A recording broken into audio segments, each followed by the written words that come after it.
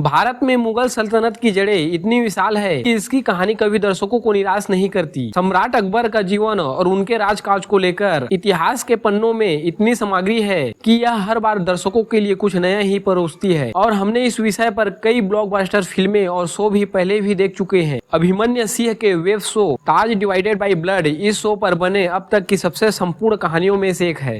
आज हम बात करने वाले हैं Taj divided by blood web series के बारे में। दोस्तों वीडियो को बिना स्किप किए देखिए, क्योंकि आज हम रिव्यू करने वाले हैं Taj divided by blood web series का। वेब सीरीज में दिखाया जाता है शहंशाह अकबर को अपनी राजगद्दी के लिए एक उत्तराधिकारी की तलाश है, कोई ऐसा जो उसकी विरासत को आगे बढ़ा सके। लेकिन उनकी इस तलाश के बीच मुगल राज में गद्दी राजनीति का विश्वासघात और खूनी पारिवारिक झगड़े भी है। सत्ता के लिए एक ऐसी कूटनीति लड़ाई छिड़ी हुई है, लेकिन इसमें किसकी जीत होती है और किसकी मात मिलेगी यह तो वक्त ही बताएगा। सीरीज की बात करें तो प्लॉट उस युग में सेट है जो अकबर का लगभग पूरे भारतीय राज्य पर शासन था। यह शो मुख्य रूप से उन तीनों बेटे सलीम, मुराद और दनियाल के साथ अकबर के संबंधों पर केंद्रित है। ये तीनों ही राजा बनने की दौड़ में हैं और फलते फूलते मुगल साम्राज्य को एक मजबूत उत्तराधिकारी चाहिए। लेकिन इन तीनों भाइयों के आपसी मतभेद और उनके खुद की व्यक्तित्व की कहानियां सीरीज को मजबूत और आकर्षक बनाती है। वैसे बात किया जाए तो दोस्तों यह वेब सीरीज सच्ची घटनाओं पर आधारित है, लेकिन मेकर्स ने अकबर की शक्तिशाली और जटिल परिवार के अंदर चल रही कूटनीतियों को पर्दे पर दिखाने की कोशिश की है। सीरीज को देखते हुए आप कई बार ऐसा सोचने लगते हैं कि यह जो दिखाया जा रहा है वो सच में कितना सही है। और सीरीज में बहुत सारे कैरेक्टर है और इसमें से लगभग हर किसी का एक अलग ट्रैक है।